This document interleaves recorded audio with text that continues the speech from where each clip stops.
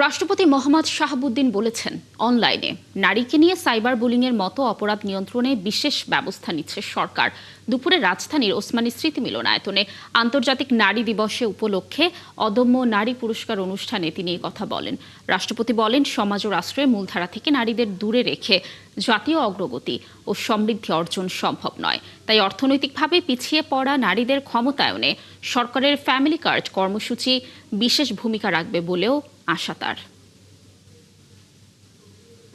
অর্থনৈতিকভাবে পিছিয়ে পড়া নারীদের ক্ষমতায়নের লক্ষ্যে সরকার ফ্যামিলি কার্ড কর্মসূচি গ্রহণ করেছে।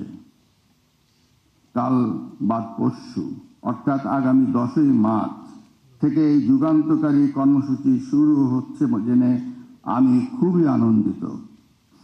এই কর্মসূচির আওতায় প্রাথমিকভাবে প্রান্তিক দরিদ্র পরিবারের নারী প্রধানরা প্রতি মাসে সরকারের কাছ থেকে নির্দিষ্ট পরিমাণ আর্থিক সহায়তা পাবেন।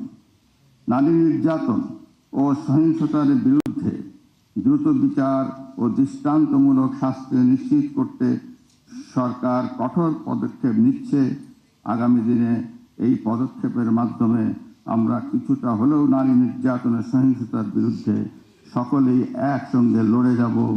আমরা তাদের সঙ্গে কাঁধে কাঁধ মিলিয়ে আমরা এই নির্যাতনের বিরুদ্ধে সোচ্চার হব।